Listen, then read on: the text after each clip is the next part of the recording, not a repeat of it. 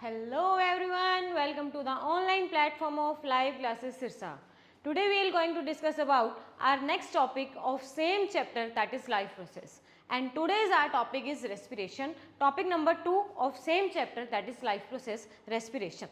जिस तरह से हमने न्यूट्रिशन का एक एक कंसेप्ट अच्छे से क्लियर किया था, हर एक क्वेश्चन समझे थे कि किस तरह से क्वेश्चंस इस टॉपिक में से पूछे जा सकते हैं, वैसे ही आज हमारा टॉपिक रहेगा respiration. Same as like nutrition, respiration common पढ़ेंगे, बेसिक पढ़ेंगे, जनरल टर्म्स पढ़ेंगे, टाइप्स पढ़ेंगे, सेम रेस्पिरेशन इन ह्यूमंस पढ़ेंगे, एनिमल्स पढ़ेंगे और प्लांट्स पढ़ेंगे. बस इतना सा ही क्या है, ये टॉपिक है. क्लियर है पॉइंट? तो विदाउट एनी डिले स्टार्ट करते हैं respiration. Without any delay start करते हैं respiration. What do you mean bye respiration? Respiration होता क्या है? आज तक हम जब से छोटे से यही सुनते आ रहे हैं, रेस्पायर करना, सांस लेना. और सांस लेते टाइम हम क्या करते हैं? इनहेल करते हैं ऑक्सीजन को एंड एक्सहेल करते हैं कार्बन डाइऑक्साइड को. राइट? यही सुना है? यस, हमने यही सुना है. देन अगर respiration is inhalation and exhalation of various gases, then what do you mean by breathing? What do you mean by breathing? फिर ब्रीदिंग क्या होता है? मैम ब्रीदिंग भी सांस लेना होता है. अगर ब्रीदिंग भी सांस लेना होता है तो रेस्पिरेशन भी सांस लेना होता है, एज अकॉर्डिंग टू यू, है ना? तो सारी चीज़ें अगर सांस लेना होगा तो इनमें डिफरेंस क्या होगा? अब मैं तुम्हें यहीं से मैं डिफरेंस समझाऊंगी कि रेस्पिरेशन क्या होता है एंड ब्रीदिंग क्या होता है. समझो, ब्रीदिंग क्या होता है? ब्रीदिंग का मतलब क्या है? जो हम आज तक सुनते आ रहे हैं, समझते आ रहे हैं, पढ़ते आ रहे हैं कि ऑक्सीजन को इनहेल करना एंड कार्बन डाइऑक्साइड को एक्सहेल करना, that is the concept of breathing. पहली बात तो यहाँ से क्लियर करने. It is the mechanism of inhalation of oxygen and exhalation of carbon dioxide. इतनी बात हमें पता है, इतनी बात हमें पता है. ठीक है जी. तो मैम फिर रेस्पिरेशन क्या है? फिर मैम रेस्पिरेशन क्या है? रेस्पिरेशन क्या है बेटा? जो हमने खाना खाया, खाना किस फॉर्म में खाया जाता है? ग्लूकोज की फॉर्म में मैम. ओके जी. खाना किस फॉर्म में खाया मैम? ग्लूकोज की फॉर्म में खाया. और ब्रीदिंग करने से जो ऑक्सीजन बॉडी में गई है, वो ऑक्सीजन क्या करेगी? हमारे खाने पे अटैक करेगी और खाने से क्या कर देगी? उस खाने का ब्रेक डाउन कर देगी, उस ग्लूकोज का ब्रेक डाउन कर देगी. किसमें? CO2, वाटर, और हमें मिलेगी एटीपी की फॉर्म में एनर्जी. एटीपी की फॉर्म में एनर्जी. इस कंसेप्ट को बोला जाता है बेटा रेस्पिरेशन. बात समझ में आई? इस कंसेप्ट को बोला जाता है रेस्पिरेशन. इस फॉर्म में हमें खाने से क्या मिलती है? एनर्जी मिलती है. तो मैम सांस लेना क्या है? ब्रीदिंग है. और उस ब्रीदिंग से जो ऑक्सीजन बॉडी में गई है, उससे खाने का ग्लूकोज का ब्रेक डाउन होना क्या है? रेस्पिरेशन. क्या है? रेस्पिरेशन. समझ में आ गया? तो क्या डेफिनेशन बनेगी? The oxidation. और हमें पता है जब भी किसी सब्सटेंस में एडिशन ऑफ ऑक्सीजन किया जाता है तो उसे क्या बोलते हैं? Oxidation. The oxidation of glucose, glucose का ऑक्सीडेशन करना एंड उसे कन्वर्ट करना एंड कन्वर्ट इट इनटू किसमें? Carbon dioxide. कार्बन डाइऑक्साइड और water. Carbon dioxide, water, water and some amount of energy is known as respiration. क्या point समझ में आ गया? क्या पॉइंट समझ में आ गया? बिल्कुल आ गया मैम. तो क्या अब ब्रीदिंग और रेस्पिरेशन में डिफरेंस बता सकते हो? सांस लेना, सांस छोड़ना, दैट इज ब्रीदिंग. और उस सांस लेने से जो ऑक्सीजन बॉडी में गई है और हमारे टिश्यूज में क्या प्रेजेंट है? ग्लूकोज. ब्लड में क्या प्रेजेंट है? ग्लूकोज. वो क्या करेगी? उस ऑक्सीजन उस ग्लूकोज को तोड़ के कार्बन डाइऑक्साइड, वाटर और एटीपी बना लेगी. इस मैकेनिज्म, इस प्रोसेस को बोला जाता है रेस्पिरेशन और ब्रीदिंग बोला जाता है सांस लेना. क्या पॉइंट समझ में आ गया? पॉइंट समझ में आ गया? बिल्कुल मैम समझ में आ गया. तो now this is the difference between breathing and respiration. Breathing and respiration समझो इसको. क्या डिफरेंस है इसमें? विजिबल है? विजिबल है. चलो, intake of fresh air and removal of foul air. बिल्कुल ठीक बात. फ्रेश एयर को लेना और फाउल एयर को रिमूव करना, that is breathing. And oxidation of food, और इससे क्या मिलेगा? Carbon dioxide, water and energy, is known as respiration. ठीक है मैम. अब इसमें क्या हुआ? ये फिजिकल प्रोसेस है, ये हमें खुद करना पड़ता है, जिसमें हमारी बॉडी का खुद का यूज हो रहा है.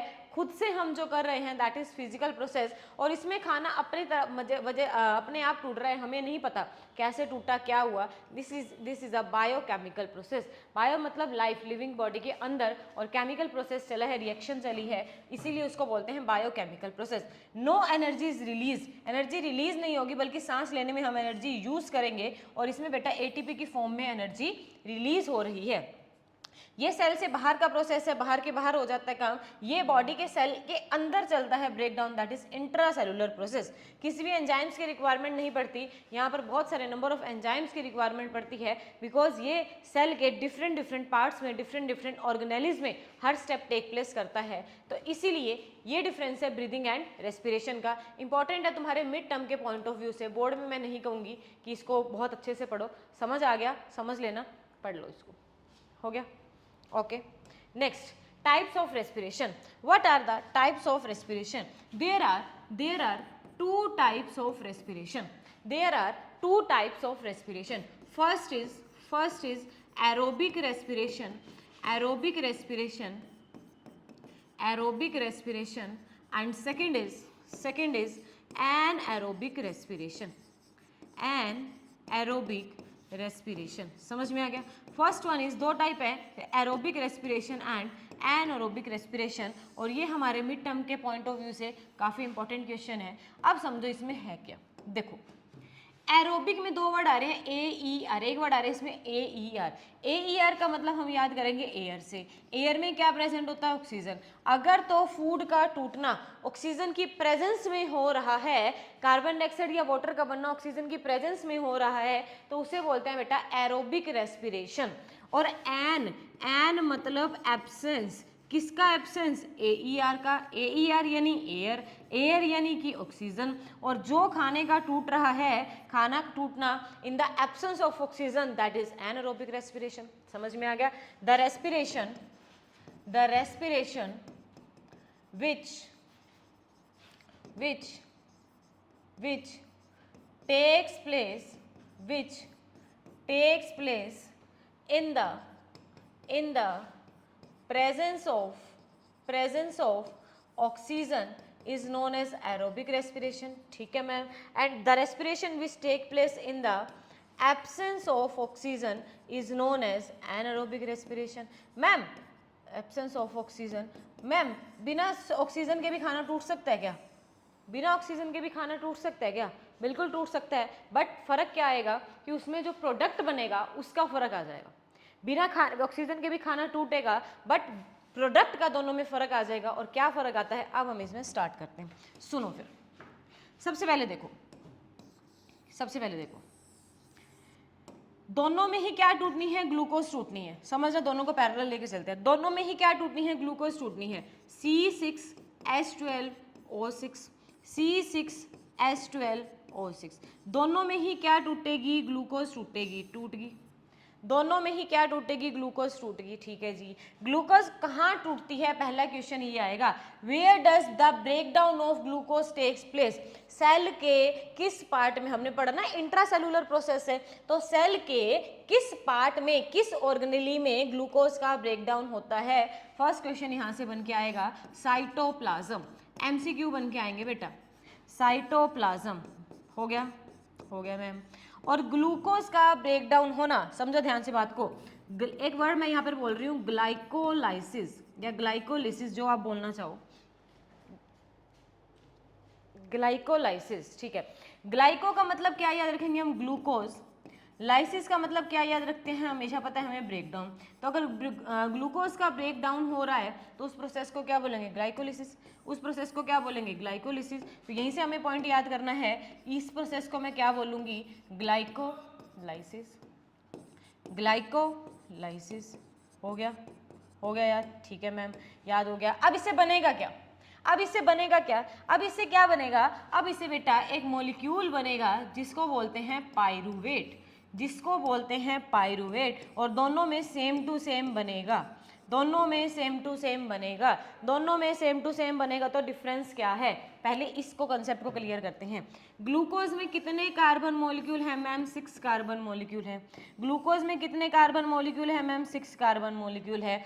6 कार्बन वाला हाफ में कन्वर्ट हो जाता है। पायरुवेट में मैम 3 कार्बन मॉलिक्यूल रह जाता है, पायरुवेट में मैम 3 कार्बन मॉलिक्यूल रह जाता है। और यहीं से क्वेश्चन आएगा, the process of conversion of 6 carbon molecule into 3 carbon molecule. अब नहीं याद रह रहा तो समझो 6 कार्बन को 3 में ले आए, आधे हमने उड़ा दिए, आधे तब उड़ेंगे जब उसको तोड़ेंगे। किसको तोड़ेंगे, जिसमें से कम हुए, ग्लूकोज को तोड़ा। ग्लूकोज को तोड़ने को ही क्या बोलते हैं, ग्लाइकोलिसिस। समझ में आ गया कंसेप्ट, ओके मैम समझ में आ गया, है कार्बन के ही।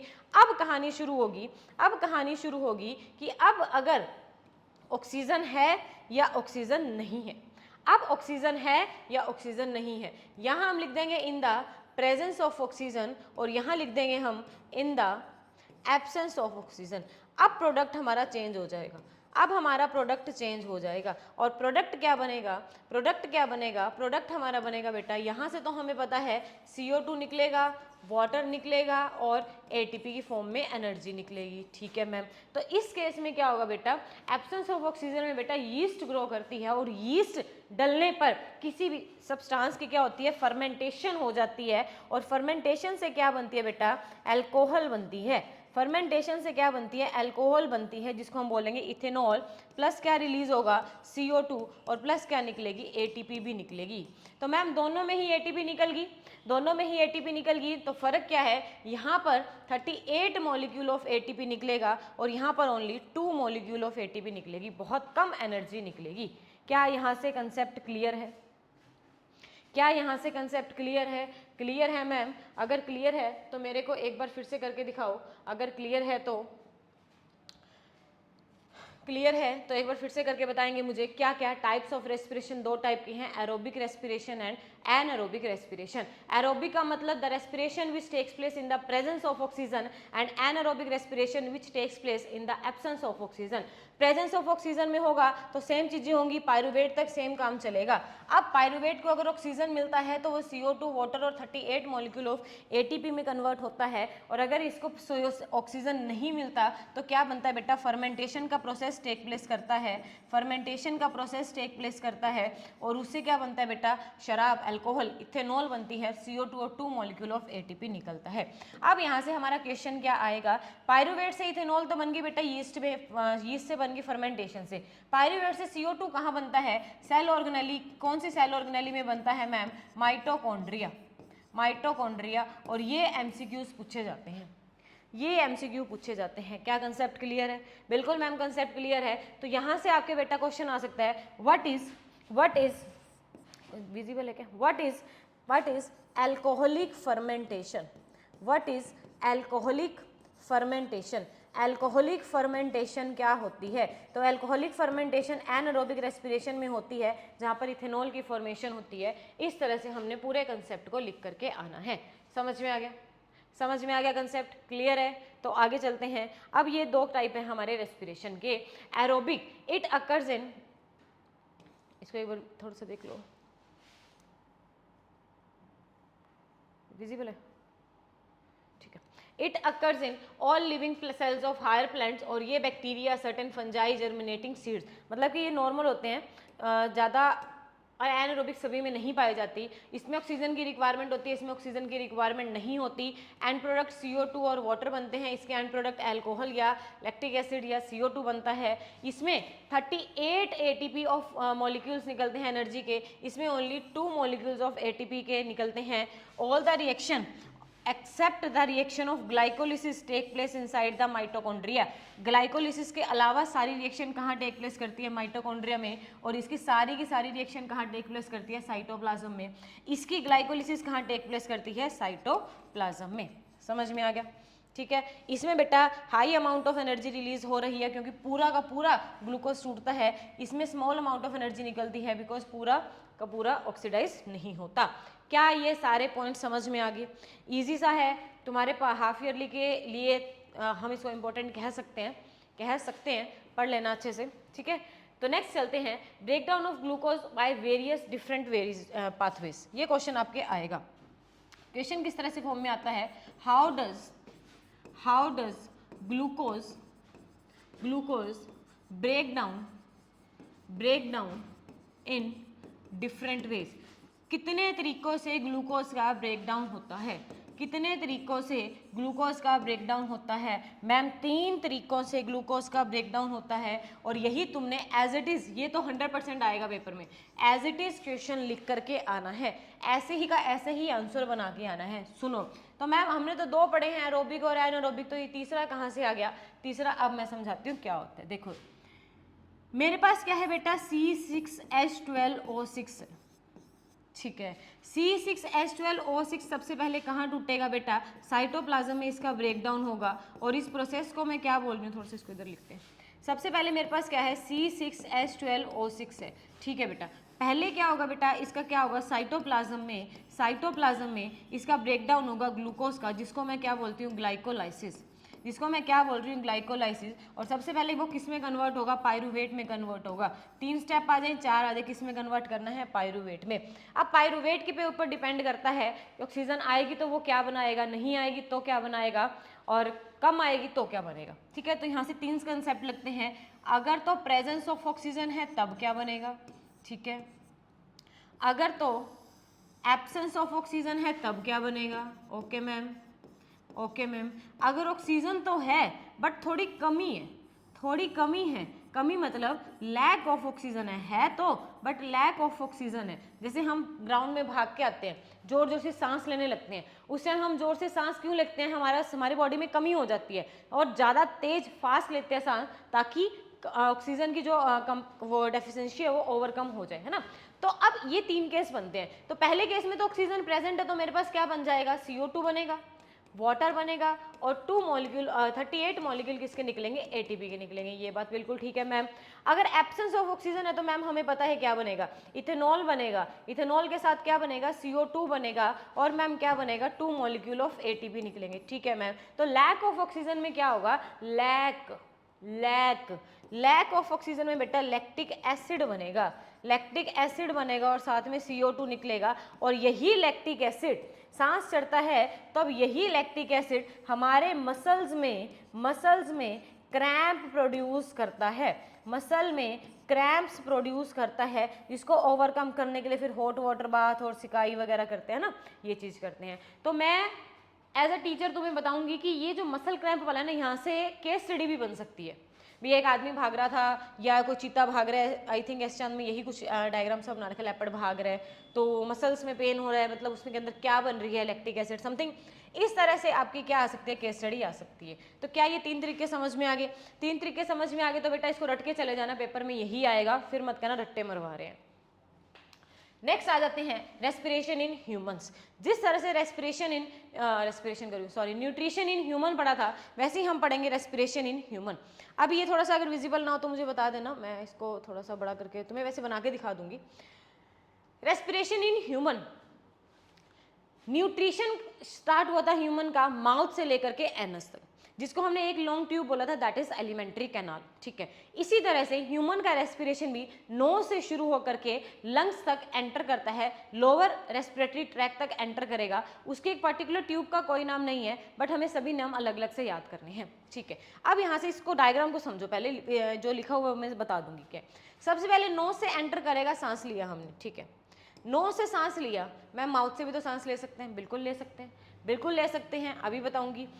अच्छा, नोज से सांस लेने के बाद कहाँ जाता है बेटा, वो हवा जा रही है तो विंड पाइप में जाएगी, सीधी सी बात, देखो माउथ से भी आ रहा है, हवा ले रहे हैं तो विंड पाइप में भी जाएगी। विंड पाइप बेटा डिवाइड होगी, दिख रही है, विंड पाइप डिवाइड होगी। इसको मैं थोड़ा सा बड़ा कर दूं अगर हो जाएगा तो, ठीक है, बाद में रब कर देंगे, कोई बात नहीं। तो विंड पाइप क्या होगी बेटा, डिवाइड होगी। विंड पाइप क्या होगी, डिवाइड होगी। डिवाइड होने के बाद देखो ये यहाँ से डिवाइड होगी, यहाँ से ये फर्दर डिवीजन होगी, ये फर्दर डिवीजन होगी, फिर उसकी और डिवीजन होगी, फिर और डिवीजन होगी, बहुत सारी डिवीजन होगी। ये लंग्स है दोनों हमारे, ये दोनों हमारे लंग्स है। अब इसी को ही हमने क्या करना है, एक्सप्लेन करना, और बहुत ईजी सा कंसेप्ट है, छोटा सा कंसेप्ट है, इसको करते हैं अपन कंप्लीट। देखो पहले,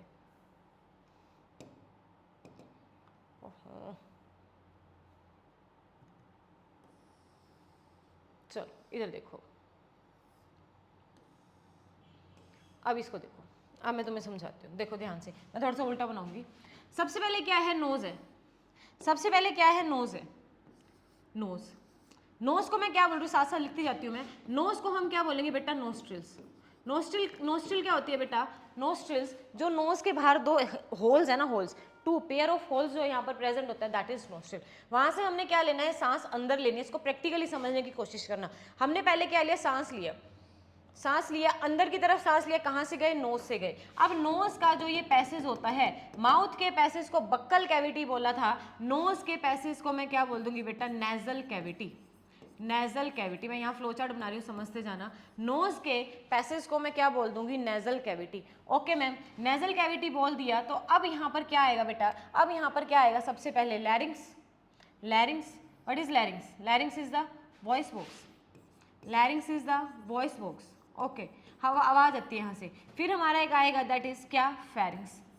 फेरिंग्स, ये सारी चीजें मैं समझाऊंगी अभी क्या क्या होता है, फेरिंग्स। और फिर आएगी हमारी एक ट्यूब जिसको हम बोलते हैं विंड पाइप, विंड पाइप। और जैसे वहाँ पर फूड पाइप का नाम ईसोफेगस था, यहाँ पर विंड पाइप का नाम है बेटा ट्रैकिया, विंड पाइप का नाम है यहाँ पर ट्रैकिया। ओके मैम, अब ये ट्रैकिया क्या कर रहा है, डिवाइड कर रहे हैं, डिवाइड कर रहे हैं। तो सबसे फर्स्ट जो डिवीजन होती है उसे क्या बोलते हैं, ब्रोंकाई, क्या बोलते हैं, ब्रोंकाई। ओके, अब ये फर्दर और डिवाइड करेगा, फर्दर और डिवाइड करेगा, और इसको बोला जाता है बेटा ब्रोंकियोल्स, इसे क्या बोला जाता है, ब्रोंकियोल्स। अब ये ब्रोंकियोल्स भी फर्दर डिवाइड करेगा, ब्रोंकियोल्स भी फर्दर डिवाइड करेगा, ठीक है। फर्दर डिवाइड करने के बाद हर ब्रोंकियोल के लास्ट में एक थैले की तरह स्ट्रक्चर बन जाएगा, एक सैक लाइक स्ट्रक्चर प्रेजेंट होता है, और इस सैक लाइक स्ट्रक्चर को क्या बोलते हैं बेटा, एल्यूलाई। इस सैक लाइक स्ट्रक्चर को क्या बोलते हैं बेटा, एल्यूलाई। क्या यहाँ तक कंसेप्ट समझ में आया? क्या यहाँ तक अगर रूट मैप समझ में आ गया तो मेरी सारी कहानी तुम्हें समझ में आ जाएगी। मैं यहाँ पर तुम्हें एक बार ढंग से लिख के जाती हूँ, route map of respiration, respiration in human, route map of respiration in human. सबसे पहले क्या होगा, सबसे पहले नोस्ट्रिल है, नोस्ट्रिल है pair of holes present outside the nose. Enter करेगी, हवा अंदर जाएगी, कहाँ जाएगी, नेजल पैसेज कैविटी में जाएगी, नेजल कैविटी में जाएगी या नेजल पैसेज में कवर करके जाएगी। और उसको सबसे पहले क्या मिलेगा, उसको सबसे पहले लैरिंग्स मिलेगा जहाँ से हमारी आवाज़ आती है। फिर उसको क्या मिलेगा, फेरिंग्स मिलेगा। Pharynx is the common passage for food and air. Pharynx के बाद डिपेंड करेगा, खाना आया है तो फूड पाइप में चला जाएगा, हवा आई है तो विंड पाइप में चली जाएगी। तो अब हम पढ़ रहे रेस्पिरेशन, तो अब हमारी हवा कहाँ चली जाएगी, अब हमारी हवा ट्रैकिया में चली जाएगी, अब हमारी हवा ट्रैकिया में चली जाएगी। ट्रैकिया में अगर हवा चलेगी तो सबसे पहले किस में डिवाइड करेगी बेटा, वो ब्रोंकाई में डिवाइड करेगी। सबसे पहले जो डिवीजन होती है उसे बोलते हैं ब्रोंकाई, ठीक है। उसके बाद प्राइमरी ब्रोंकाई, सबसे पहले जो डिवीजन होती है उसे बोलते हैं बेटा प्राइमरी ब्रोंकाई, प्राइमरी ब्रोंकाई, ठीक है। Bronchi, primary bronchi, first number पर ब्रोंकियो, ठीक है। फिर सेकंड नंबर पर सेकेंडरी ब्रोंकाई, ठीक है। फिर टर्शरी, टर्शरी ब्रोंकियोल्स बेटा ये, ठीक है। और उसके बाद लास्ट में किस में ओपन हो जाती है, एल्विलाई में ओपन हो जाती है। और यहाँ से लेकर के जो रूट मैप चलता है बेटा वो लंग्स में चलता है, ये लंग्स में चलता है। और यहाँ से लेकर के ये वाला जो रूट मैप है ये हमारे अपर पार्ट में चलता है, अपर पार्ट में चलता है, अपर पार्ट ऑफ में चलता है, ठीक है। अगर लंग्स में किसी तरह का इन्फेक्शन होता है, कोई कोल्ड होता है, तो लंग्स वाले को बोला जाता है बेटा निमोनिया, निमोनिया, ठीक है। और अपर पार्ट में नोज और गले तक अगर कोई रह जाता है तो उसको हम कोल्ड बोलते हैं। जुकाम होता है अगर अपर पार्ट में कोई इन्फ्लामेशन हुई है, लंग्स में एल्विलाई में कोई इन्फ्लामेशन हुई है तो उसे निमोनिया बोला जाता है। क्या यहाँ से दो डिफरेंस समझ, यहाँ पे ये दो बातें क्लियर होगी, क्लियर होगी। तो अब हम एक एक करके पढ़ते हैं इनमें होता क्या क्या है, इनमें होता क्या क्या है, ध्यान से समझना। सबसे पहले हमारा हवा कहाँ है, नोस्ट्रिल से एंटर कर चुकी है, कहाँ पर, नेजल कैविटी में, नेजल पैसेज में। जिस तरह से माउथ के अंदर टीथ, टंग और सलाइवा प्रेजेंट था, वैसे ही नेजल कैविटी के अंदर भी दो चीजें प्रेजेंट होती है। क्या क्या, हमारे नाक में छोटे छोटे हेयर्स होते हैं, फाइन हेयर्स होता है, और क्या प्रेजेंट होती है, म्यूकस प्रेजेंट होती है, स्टिकी सब्सटेंस प्रेजेंट होता है।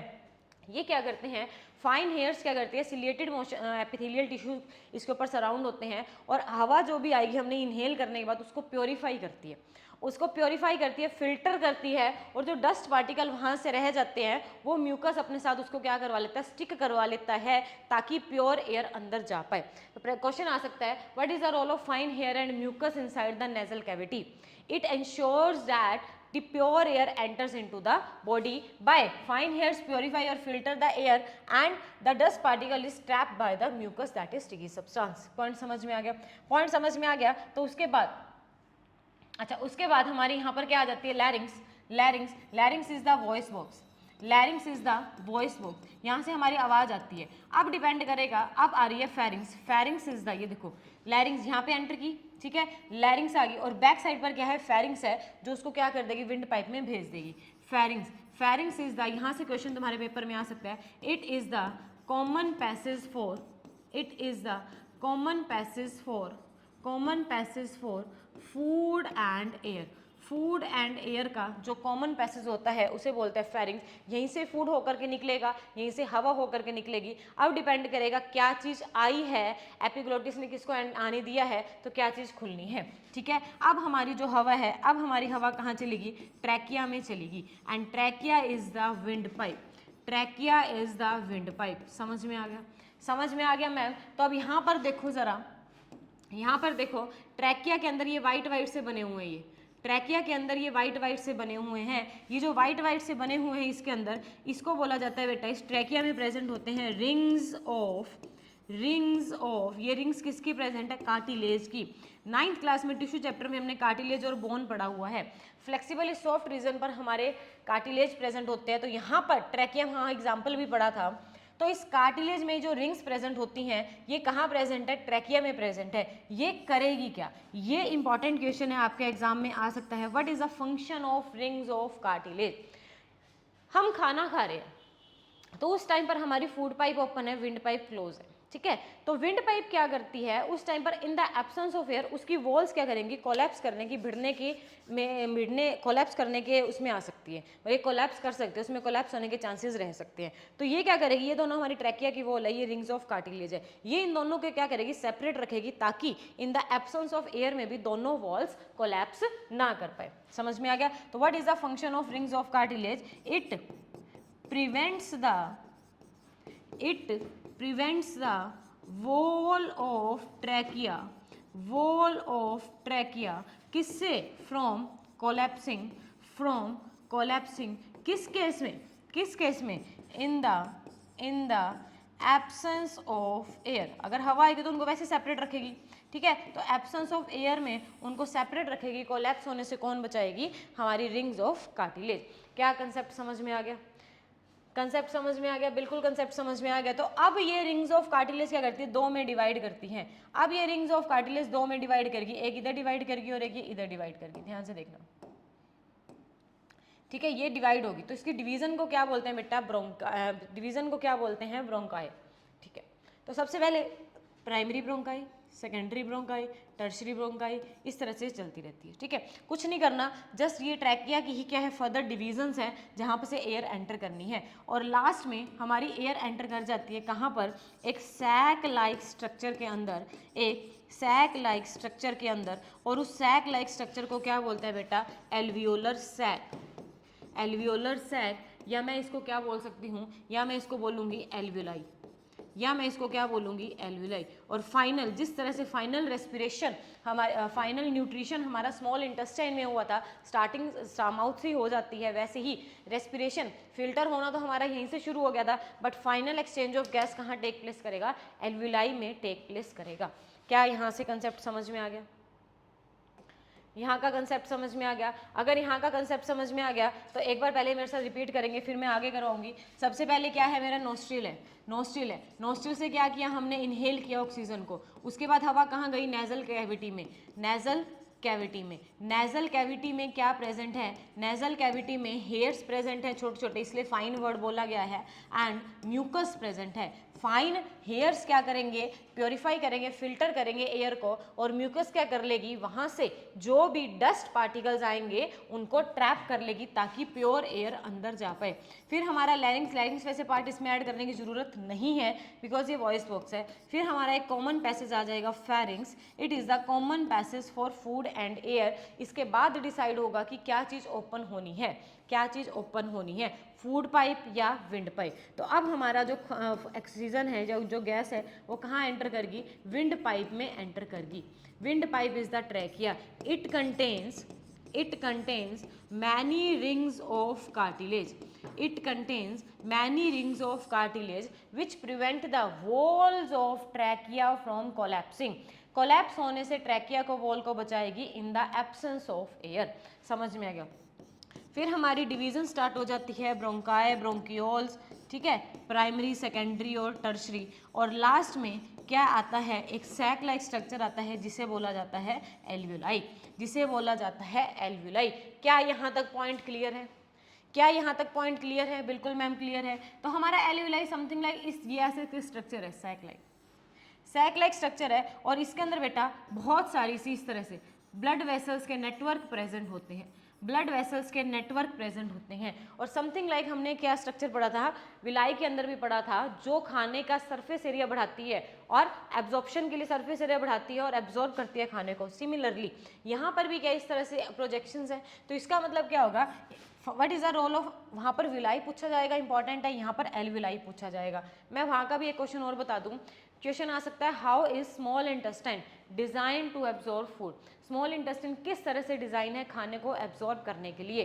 तो वहां पर हम विलाई वाला पूरा कंसेप्ट लिख कर आएंगे।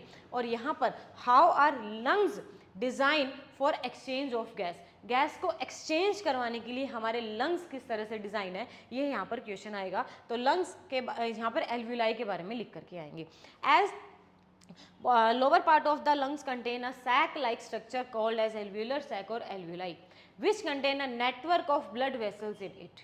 ठीक है, अब होगा क्या? इट हेल्प्स इन द, यहाँ पर लिख सकते हैं, it helps in exchange of gas, it helps in exchange of gas and helps to increase the surface area किसके लिए? फॉर एक्सचेंज ऑफ गैस, क्या यहाँ तक पॉइंट क्लियर है? यहाँ तक पॉइंट क्लियर है? बिल्कुल मैम क्लियर है। अगर क्लियर है, यहाँ तक ये पॉइंट इसका आ जाएगा। ठीक है जी। तो अब हमने पढ़ना है कि एल्वियोलाई में किस तरह से exchange of gas take place करती है। एक्सचेंज ऑफ गैस कैसे टेक प्लेस करती है? देखो, सांस लेने पर अंदर कौन सी गैस गई? ऑक्सीजन गई। सांस लेने पर अंदर कौन सी गैस गई? ऑक्सीजन गई। ठीक है, अब इस एल्वियोलाई में क्या आया बेटा? Hb आया। एल्वियोलाई के अंदर क्या आएगा? ब्लड से Hb आएगा। वो Hb क्या करेगा? ऑक्सीजन को अपने साथ स्टिक करवा लेगा और किसकी फॉर्मेशन करवा देगा? HbO2 की। किसकी फॉर्मेशन करवा लेगा? HbO2 की। और ये अकेला, अच्छा, और ऑक्सीजन के साथ जुड़ कर हीमोग्लोबिन क्या बन जाता है? Oxy haemoglobin. होता क्या है? वेन्स से पहले इम्प्योर ब्लड आता है, हीमोग्लोबिन कार्बन डाइऑक्साइड को अपने साथ लेकर के आता है। ठीक है, वो कार्बन डाइऑक्साइड को कहाँ रख देता है? एल्वियोलाई में रख देता है, और वहाँ से ऑक्सीजन को अपने साथ बाइंड करवा करके पूरी बॉडी में सर्कुलेट करवा देता है। और वो जो ऑक्सीजन यहाँ पर आ जाती है पूरी बॉडी के टिश्यू से, वो हम वापस से एक्सहेल कर देते हैं। तो यहाँ पर बेटा क्या हुआ? एक्सचेंज ऑफ गैस हुआ। एक्सचेंज ऑफ गैस किस वजह से होता है? बेटा पार्शियल प्रेशर के कम ज़्यादा होने की वजह से होता है। पार्शियल प्रेशर के कम ज़्यादा होने की वजह से यहाँ पर exchange of gas take place करता है। समझ में आ गया? पार्शियल प्रेशर मतलब एटमॉस्फेयर के रेफरेंस में हम प्रेशर को मेजर करते हैं। ये वैसे तुम्हारे सिलेबस में नहीं है, बट समझ में आना चाहिए कि किस वजह से एक्सचेंज हो रहा है, या कंसंट्रेशन कम ज़्यादा होने की वजह से, या डिफ्यूजन से यहाँ पर क्या होता है? एक्सचेंज टेक प्लेस करता है। क्या यहाँ तक पॉइंट समझ में आ गया? बिल्कुल मैम, यहाँ तक पॉइंट समझ में आ गया। तो अब यहाँ पर देखो होगा क्या। अच्छा, लंग्स। ठीक है, तो अब हम थोड़ा सा पढ़ते हैं लंग्स के बारे में। यहीं पर करवाऊंगी, फिर मैं इसके बाद ये टॉपिक काम करते हैं, इधर ही करवा देते हो। अब हम पढ़ते हैं यहाँ पर थोड़ा सा लंग्स के बारे में, ठीक है। यहाँ पर देखो लंग्स, कितने लंग है बेटा हमारे पास बॉडी में? हमारे पास 2 लंग्स है, 2 लंग्स है, मतलब कि पेयर ऑफ लंग प्रेजेंट है, एक राइट लंग है और एक लेफ्ट लंग है। ओके जी। अब इनकी कवरिंग की अगर बात करें, इनकी कवरिंग की मैं एक ही बना देती हूँ। इनकी कवरिंग की अगर बात करें, मान लिया कि ये हमारे पास क्या है, एक लंग्स है। हर किसी को कवरिंग की रिक्वायरमेंट है, तो सबसे फर्स्ट आउटर कवरिंग इसकी एक ही होती है। जो आउटर कवरिंग लंग्स की होती है उसे बेटा बोला जाता है प्ल्यूरा, उसे बोला जाता है प्ल्यूरा, प्ल्यूरा या प्ल्यूरल मेम्ब्रेन। अब इस बात को ध्यान से समझना, मान लो यहाँ पर क्या है, लंग्स प्रेजेंट है, ठीक है, पूरी कवरिंग क्या है, प्ल्यूरा, ठीक है। बैक से किससे कवर होता है? बैक से, डोर्सल साइड से। यहाँ पर तुमने सारे पॉइंट्स याद करने हैं। डोर्सल साइड से जो हमारा लंग, मैं काम करती हूँ यहीं बना देती हूँ इसको, डोर्सल साइड से, डोर्सल साइड होती है हमेशा याद रखना बैक साइड, बैक साइड से जो हमारे लंग्स कवर होता है वो किससे कवर है? Vertebral column, vertebral column, vertebral column से डोर्सल साइड पर कवर है। तो वेंट्रल साइड पर किससे कवर है? वेंट्रल मतलब आगे वाली साइड पर, फ्रंट साइड पर, वेंट्रल साइड पर ये किससे कवर है? आगे की तरफ प्ल्यूरा मेम्ब्रेन से कवरिंग होती है कंप्लीट इसकी, ठीक है। अब मैं लोअर पार्ट की बात करूं तो नीचे से, ठीक है, लोअर पार्ट से ये किससे कवर होता है? लोअर पार्ट से किससे कवर है बेटा? डायफ्राम से कवरिंग होती है इसकी, इसको प्रोटेक्शन मिलती है डायफ्राम से। और अपर पार्ट से ये किससे कवर होता है? अपर पार्ट से किससे कवर है बेटा? स्टर्नम से। अपर पार्ट से किससे कवर होता है? स्टर्नम से। यहाँ तक समझ में आ गया? ये बोन्स के नेम है, तुम्हें याद करने पड़ेंगे किस किस से इसकी कवरिंग होती है। समझ में आ गया पॉइंट? समझ में आ गया तो आगे चलते हैं। अब हमने पढ़ना है मैकेनिज्म ऑफ ब्रीदिंग। ये वाले जो लंग्स होते हैं ना बेटा, थोड़े से टिल्टेड होते हैं एक साइड पर। यहाँ पर एक स्पेस होता है, यहाँ पर मैं थोड़ा सा बता दूँ, यहाँ पर एक स्पेस होता है लेफ्ट साइड पर, लेफ्ट साइड पर उसको मीडियास्टिनम बोलते हैं। यहाँ पर हमारा छोटू सा एक हार्ट जो होता है वो लोकेट होता है। अब देखो लोअर साइड से किससे कवर है बेटा? इस ये कवरिंग से कवर्ड है, जिसको बोला जा रहा है डायफ्राम, जिसको बोला जा रहा है डायफ्राम। अब ये डायफ्राम देखना बेटा किस तरह से है, ये डायफ्राम इस तरह से है, ऐसे। Diaphragm, diaphragm is the dome shaped covering, diaphragm is the dome shaped covering, एक गुंबद की तरह कवरिंग है, गुंबद की तरह कवरिंग है। तो अब हमने पढ़ना है कि ब्रीदिंग के टाइम पर क्या क्या होता है, how mechanism of breathing. Breathing हमारी बेटा 2 फॉर्म में होती है, ब्रीदिंग 2 तरीकों से होती है, inhalation, inhalation, inhalation and exhalation. ठीक है, यहाँ बनाते हैं inhalation, inhalation, inhalation and exhalation. 2 form में हमारी क्या चलती है बेटा? ब्रीदिंग चलती है। तो अब हमने पढ़ना है ब्रीदिंग क्या होता है, मैकेनिज्म ऑफ ब्रीदिंग क्या होता है। अब देखो पहले हमारा डायफ्राम ना ऐसे है डोम शेप में, ठीक है। अब सांस लेके देखो, ऊपर की ओर हो गया, ऊपर की ओर हो गया। तो जब इनहेलेशन होती है, ऑक्सीजन बॉडी के अंदर एंटर करती है, एंटर्स इन द बॉडी, जिसकी वजह से डायफ्राम क्या हो जाता है? पहले क्या था बेटा? डोम शेप का था, अब ये क्या हो गया? फ्लैट हो गया। पहले डोम शेप का था, सांस लेके देखो ऐसे हो जाता है। ऐसे होने की वजह से ये चीज क्या हो जाती है? ऊपर चढ़ जाती है। मतलब इस वजह से चेस्ट कैविटी क्या हो जाती है? चेस्ट कैविटी क्या हो जाती है? एक्सपेंड हो जाती है। एक्सपेंड होने की वजह से इसका एरिया बढ़ जाता है, जिससे हम मोर ऑक्सीजन बॉडी के अंदर एंटर्स करवा सकते हैं। क्या यहाँ पर पॉइंट समझ में आ गया? अगर ये पॉइंट समझ में आ गया तो दूसरा उसका अपोजिट है, एक्सहेल करना है। अब सांस छोड़ दिया, अब रिलैक्स हो गए, रिलैक्स हो गए तो अब कार्बन डाइऑक्साइड क्या होगी? एक्सहेल आउट, कार्बन डाइऑक्साइड क्या होगी? Moves out, moves out. तो पहले जो फ्लैट था, पूरा चढ़ा हुआ था, अब रिलैक्स हो जाएगा। अब वापस से किस शेप में आ गया? वापस से किस शेप में आ गया? फिर से नीचे की तरफ चला गया। पहले फ्लैट हो गया था, अब क्या हो जाएगा? रिलैक्स स्टेट में आ जाएगा, रिलैक्स स्टेट में आ जाएगा। चेस्ट कैविटी क्या हो जाएगी? चेस्ट कैविटी भी किस स्टेट में आ जाएगी? रिलैक्स हो जाएगी, रिलैक्स हो जाएगी, ठीक है। इसका मतलब कि जब सांस लेते हैं या छोड़ते हैं तब डायफ्राम की जो शेप है वो चेंज होती है, डायफ्राम मूव करता है, उसकी वजह से चेस्ट कैविटी एक्सपेंड और रिलैक्स होती है। उसकी वजह से ही हम सांस अंदर भर पाते हैं, सांस छोड़ पाते हैं। तो during inhalation as oxygen enters into the body, the dome shape diaphragm becomes flat, which leads to expansion of chest cavity and increase the area of the chest cavity. Hence, more oxygen we inhale at that time. And during exhalation, इसी तरह से heading बना करके लिख के आना है, during exhalation CO2 moves out from the body, which leads to relaxation of the diaphragm and chest cavity also become relaxed. समझ में आ गया? तो इस तरह से हमारी पूरी क्या हो जाती है, कार्बन डाइऑक्साइड बाहर निकल जाती है। क्या ये दोनों पॉइंट समझ में आ गए? अगर ये दोनों पॉइंट समझ में आ गए तो अब मैं तुम्हें यहाँ पर एक क्वेश्चन बताऊंगी। यहाँ पर अब मैं तुम्हें एक क्वेश्चन बता रही हूँ। क्या क्वेश्चन है? हाउ, इसको मैं थोड़ा सा इधर लिख देती हूँ, ये एक्सेलेशन है। अगर समझ में आ गया तो अब मैं तुम्हें एक क्वेश्चन यहाँ पर समझाऊंगी। हाउ ऑक्सीजन, क्वेश्चन इंपॉर्टेंट है, आ सकता है। How oxygen and carbon dioxide transported in the body, किस तरह से हमारे बॉडी में ऑक्सीजन और कार्बन डाइऑक्साइड ट्रांसपोर्ट करते हैं। तो सबसे पहले हम लिखते हैं ऑक्सीजन का, ठीक है। सबसे पहले हेडिंग बना के लिखेंगे ट्रांसपोर्टेशन ऑफ ऑक्सीजन। पहले हम हेडिंग बना के लिखते हैं ट्रांसपोर्टेशन ऑफ ऑक्सीजन। चलो, ऑक्सीजन बेटा हमारे बॉडी में जो ट्रांसपोर्ट होती है, ट्रैवल करती है, वो दो तरीकों से ट्रैवल करती है। तो पूरा लिखेंगे पूरा कि oxygen is transported in our body by two ways, दो तरीकों से ऑक्सीजन हमारे बॉडी में ट्रैवल करती है। फर्स्ट क्या है? बाय बाइंडिंग विद हीमोग्लोबिन, या तो वो हीमोग्लोबिन के साथ बाइंड करके ट्रैवल कर सकती है, और जब ये हीमोग्लोबिन के साथ बाइंड करेगी तो किसकी फॉर्मेशन करवा लेगी? ऑक्सी हीमोग्लोबिन की फॉर्मेशन करवा लेगी, ठीक है मैम। या प्लाज्मा जो हमारा होता है बॉडी का, डिजोल्व इन प्लाज्मा, या प्लाज्मा में डिजोल्व होकर के पूरी बॉडी में ट्रेवल करेगी, ठीक है। तो ज़्यादा कौन सा करेगी मैम? ज़्यादा हमेशा हीमोग्लोबिन करेगी, 97% क्या करेगी?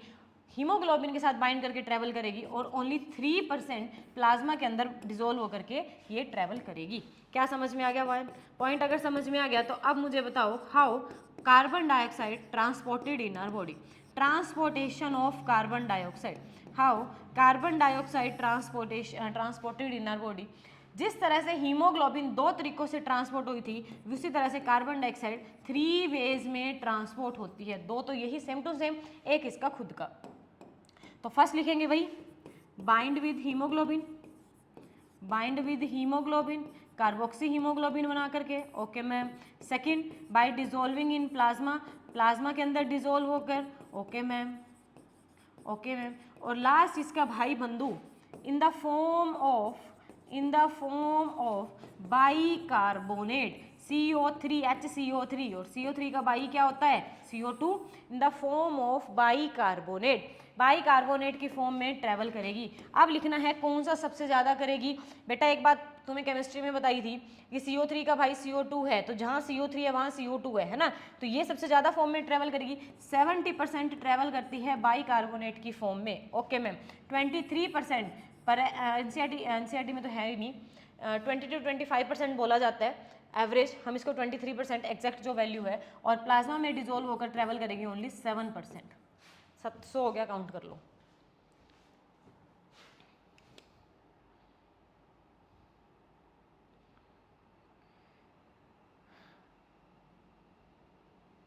समझ में आ गया? तो इस तरह से हमारे बॉडी में ऑक्सीजन और कार्बन डाइऑक्साइड ट्रांसपोर्ट करती हैं। स्लाइड पे लिखी हुई, बोर्ड पर लिखी हुई हर एक बात इंपॉर्टेंट है from the examination point of view.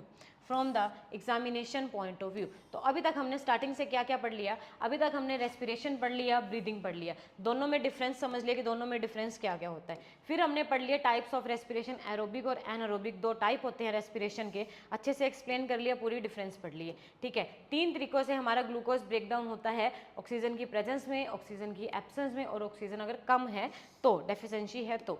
फिर हमने पढ़ लिया रेस्पिरेशन इन ह्यूमन में रेस्पिरेशन कितने तरीकों से होती है। एक ही तरीकों से लंग्स है हमारे पास तो रेस्पिरेटरी ऑर्गन, तो किस तरह से होता है? नोज, नेजल कैविटी से शुरू करके, ये हमारा रूट मैप है, तो ये हमारा रूट मैप है। क्या? Nostril, nasal, larynx, nasal cavity है, pharynx, trachea, bronchi, bronchioles, primary, secondary, tertiary और एल्विलाई। एल्विलाई के अंदर क्या प्रेजेंट होता है? Large network of blood vessels present होते हैं, जो क्या करती हैं? एक्सचेंज ऑफ गैस करवाने में हेल्प करती हैं। और किस तरह से, ये हमने फिर पढ़ा कि फिर हमने पढ़ा इनकी कुछ क्या पढ़ी? कवरिंग पढ़ी कि डोर्सल साइड से, वेंट्रल साइड से, लोअर साइड से, अपर साइड से हमारा लंग्स किस तरह से कवर होता है। फिर हमने पढ़ा मैकेनिज्म ऑफ ब्रीथिंग, इसमें पढ़ा इनहेलेशन के टाइम पर क्या क्या होता है बॉडी में, डायफ्राम में क्या चेंजेस आते हैं, एक्सहेलेशन के टाइप पर क्या क्या चेंजेस आते हैं, और ऑक्सीजन और कार्बन डाइऑक्साइड हमारी बॉडी में किस तरह से ट्रांसपोर्ट होते हैं। ये अभी तक का मोस्ट इंपॉर्टेंट टॉपिक है ऑक्सीजन एंड कार्बन डाइऑक्साइड वाला। तो यहाँ तक का कंसेप्ट अगर क्लियर है तो अब हम नेक्स्ट क्वेश्चन पर हमारे चलते हैं। Why rate of respiration is much higher in aquatic organism than terrestrial organism. Aquatic organism का rate of respiration terrestrial organism से बहुत ज़्यादा होता है, वो बहुत जल्दी सांस लेते हैं। ऐसा क्यों? लेना उन्होंने भी ऑक्सीजन है, लेनी हमने भी ऑक्सीजन है, बस फ़र्क इतना है कि वो पानी में रहते हैं। पानी में रहते हैं तो वो ऑक्सीजन कहाँ से मिलेंगे? जितनी पानी के अंदर डिजोल्व होगी। हम कहाँ रह रहे हैं? एयर में, सराउंडिंग में, मतलब लैंड पे, तो हम ऑक्सीजन कहाँ से मिलेंगे? जो एयर में प्रेजेंट है। इतनी बात समझ में आएगी। एज, तो आंसर क्या बनेगा? आंसर क्या बनेगा हमारा? एज एक्वेटिक ऑर्गेनिज्म, इसी तरह से लिख के आएंगे हम, as aquatic organism acquire oxygen dissolved in water, ठीक है। while terrestrial organism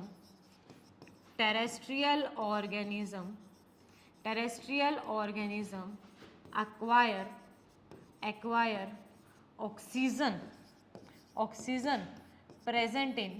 present in कहाँ प्रेजेंट होगी? एटमोसफेयर में। Okay ma'am, oxygen dissolved in water is less than 1%। पानी के अंदर ऑक्सीजन कितने परसेंट डिजोल्व होती है? 1% से भी कम। While oxygen present in atmosphere is atmosphere में हमारे कितनी एयर प्रेजेंट होती है? ऑक्सीजन 21%। देयरफॉर इनका रेट ऑफ रेस्पिरेशन क्या होता है? ज़्यादा होता है, बिकॉज उनके पास कम अमाउंट ऑफ ऑक्सीजन है। तो उस कम अमाउंट से उन्होंने अपना क्या करना है? सारी बॉडी की एक्टिविटी भी चलानी है, तो उसको फास्ट जल्दी लेने की कोशिश करते हैं। समझ में आ गई बात? तो ये क्वेश्चन इंपॉर्टेंट है, हाफ ईयरली के पॉइंट ऑफ व्यू से काफ़ी इंपॉर्टेंट है, ये अच्छे से करके चले जाना। क्या यहाँ तक पॉइंट समझ में आ गया? पॉइंट समझ में आ गया तो आगे चलते हैं। अगला है रेस्पिरेशन इन एनिमल्स। तो अभी तक का हमारा रेस्पिरेशन का ह्यूमन का पार्ट और बेसिक टर्म कंप्लीट हो चुकी है। अब हमारा नेक्स्ट टॉपिक है रेस्पिरेशन इन एनिमल्स। एनिमल्स में बेटा रेस्पिरेशन अलग अलग तरीकों से होती है।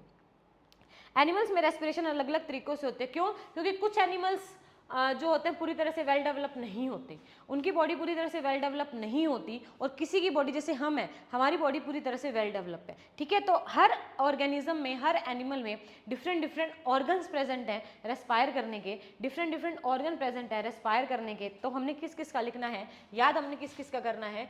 ह्यूमंस का, ह्यूमंस या मैमल्स, ये हमारे एनिमल्स में आ जाते हैं। ठीक है मैम। हमने याद किसका करना है? फिश का। Okay ma'am. हमने याद किसका करना है? फ्रॉग का। Okay ma'am. हमने किसका याद करना है? इंसेक्ट का। हमने कुछ यही याद करने हैं, बस ज़्यादा हमने याद नहीं करने by the board point of view से। ठीक है जी, ओके जी। अमीबा और अर्थवर्म तो हमारा एनसीईआरटी ही कह रही है। अमीबा और अर्थवर्म एनसीईआरटी कह रही है, तो हमें ये भी पढ़ लेते हैं हम थोड़ा थोड़ा। चलो बता दो ह्यूमन कैसे रेस्पायर करती है? मैमल्स के पास तो वेल डेवलप लंग्स होते हैं। ओके जी। फिशिस कैसे रेस्पायर करती है? गिल से। ओके जी, लंग्स भी होते हैं। फ्रॉग किससे रेस्पायर करती हैं? स्किन से, या इसके पास लंग्स भी होते हैं। ठीक है, हवा में है या पानी में, डिपेंड करेगा उससे। इंसेक्ट के पास बेटा ट्रैकियल ऑर्गन्स होते हैं, उनसे रेस्पायर करती हैं। अमीबा के पास वेल डेवलप नहीं है, यूनिसेलुलर है, तो ये स्किन से करेगी। ठीक है, बाय बॉडी सरफेस करेगी। और अर्थवर्म की भी जो क्या होती है बॉडी, मॉइस्ट स्किन से क्या करती है? रेस्पायर करती हैं। तो जिन ऑर्गन से रेस्पायर किया जाता है उन ऑर्गन को बोलते हैं रेस्पिरेटरी ऑर्गन्स, या पेपर में आ सकता है रेस्पिरेटरी सरफेस। ठीक है, रेस्पिरेटरी सरफेस। अब ये ऑर्गन्स अलग अलग टाइप में डिवाइड हो जाते हैं डिपेंडिंग अपॉन वो कौन सा रेस्पायर कर रही है। या तो वो क्यूटेनियस रेस्पिरेशन हो सकती है। क्यूटेनियस रेस्पिरेशन का मतलब क्या है, क्यूटिन, क्यूटिन मतलब कि वो स्किन से रेस्पायर करेगी, ओके मैम। या वो क्या हो सकती है, पल्मनरी रेस्पिरेशन। पल्मनरी वर्ड हम किसके लिए यूज़ करते हैं, लंग्स के लिए, तो या तो वो क्या हो सकती है, पल्मनरी रेस्पिरेशन हो सकती है, ठीक है। या गिल्स से करनी है तो क्या हो सकती है, ब्रोंकियल रेस्पिरेशन, ब्रोंकियल रेस्पिरेशन। तो ये डिपेंड करता है कौन सा रेस्पिरेशन का ऑर्गन है, उस हिसाब से हम रेस्पिरेशन को डिवाइड कर सकते हैं। क्या कंसेप्ट तीनों समझ में आ गए, तो इसमें ज़्यादा कुछ भी नहीं है। तो ये हमारा छोटा सा टॉपिक था रेस्पिरेशन इन एनिमल का, ये कंसेप्ट हमने क्लियर कर लिया है। एंड लास्ट टॉपिक है हमारा respiration in plants. Respiration in plants, plants में बेटा रेस्पिरेशन अलग अलग ऑर्गन, अब प्लांट्स में हमें पता है well develop in the sense उसके पास किसी भी तरह का कोई लोकोमोटरी ऑर्गन नहीं होता। तो रेस्पायर करना है उसको, कार्बन डाइऑक्साइड लेनी है तो वो किससे लेंगे, स्टोमेटा से, और स्टोमेटा के बारे में हमने कल अच्छे से पढ़ लिया था, ठीक है। तो रेस्पिरेशन इन प्लांट, अब हर ऑर्गन अलग अलग तरीके से रेस्पायर करता है, ठीक है। अब रेस्पिरेशन इन प्लांट की बात करें तो as plant do not have any different organ for different functioning, therefore plant के पास क्या होता है, अलग अलग जो जैसे स्टेम हो गया, रूट्स हो गए, लीव्स हो गए, उनमें अलग अलग तरीकों से क्या चलता है, रेस्पिरेशन का काम चलता है। तो सबसे पहले हम पढ़ते हैं रूट्स में, सबसे पहले हम पढ़ते हैं रूट्स में, ठीक है। हमें पता है रूट्स के पास क्या प्रेजेंट होते हैं, रूट हेयर्स प्रेजेंट होते हैं, ठीक है जी। रूट्स कहाँ प्रेजेंट होते हैं, स्किन सॉइल में प्रेजेंट होते हैं। अब समझना इस बात को, ये मान लो क्या है, ये मान लो हमारा क्या है, एक प्लांट है और प्लांट की क्या है, रूट्स है, ये प्लांट की रूट्स है, ठीक है। प्लांट्स कहाँ प्रेजेंट है, सॉइल में, प्लांट्स कहाँ प्रेजेंट है, सॉइल में।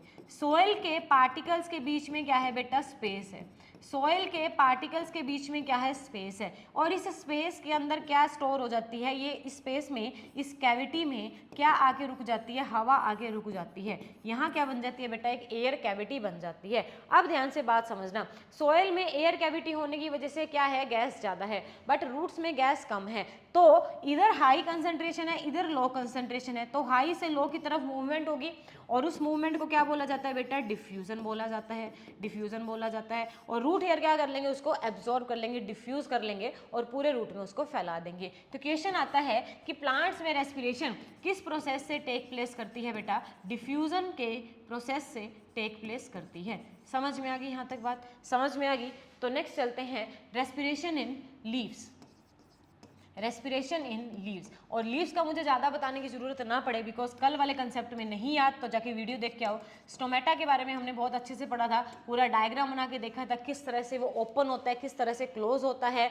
नहीं याद, जाके वीडियो को पहले देख के आओ, अच्छे से वॉच करके आओ, फिर इस कंसेप्ट को समझ में आ जाएगा कि किस तरह से स्टोमेटा ओपन होता है और क्लोज होता है, और लीव्स क्या करते हैं, रेस्पायर कर पाते हैं। अब रहेगी बात ओनली स्टेम की, स्टेम की।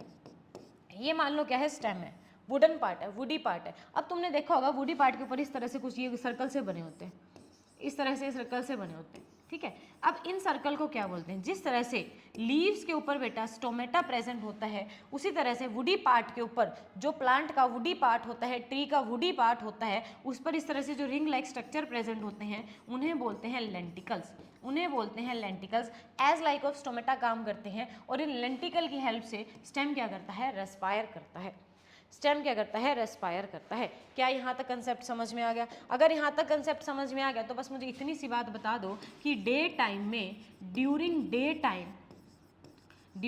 टाइम उन्होंने क्या करना है बेटा, कार्बन डाइऑक्साइड को क्या करना है, इनहेल करना है, और ऑक्सीजन को क्या करना है, एक्सहेल करना है, बिकॉज ऑफ फोटोसिंथेसिस, ठीक है जी। और नाइट टाइम पे क्या होता है, ड्यूरिंग नाइट टाइम पर क्या होता है, नाइट टाइम पर इनका कंसेप्ट उल्टा हो जाता है। क्या हो जाता है, ऑक्सीजन को वो एक्सहेल इनहेल करना शुरू करते हैं और कार्बन डाइऑक्साइड को एक्सहेल करते हैं।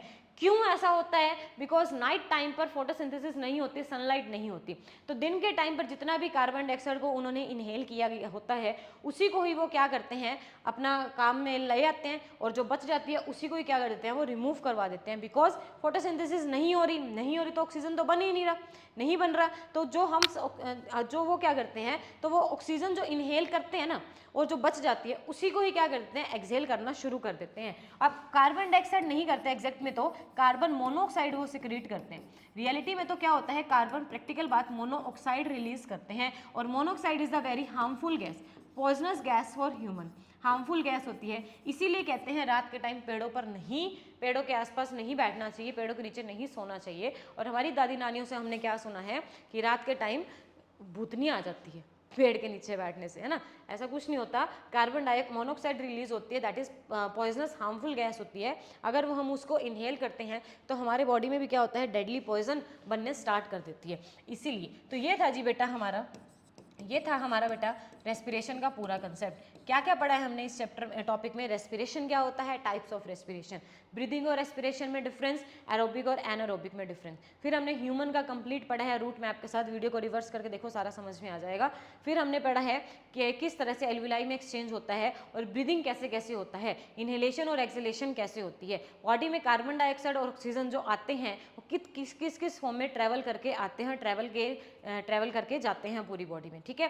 चेस्ट कैविटी किस तरह से एक्सपेंड होती है, डायफ्राम कवरिंग पड़ी है लंग्स की। फिर हमने पढ़ा है different ways of glucose breakdown, animals की रेस्पिरेशन पढ़ी है, अलग अलग ऑर्गन्स पढ़े और प्लांट्स की रेस्पिरेशन। तो ये था जी हमारा एक छोटा सा कंसेप्ट रेस्पिरेशन का। अब मेरे साथ इस सीरीज में जुड़े रहो, कल हम लेके आएंगे next topic that is transportation. तब तक के लिए बाय बाय, टेक केयर।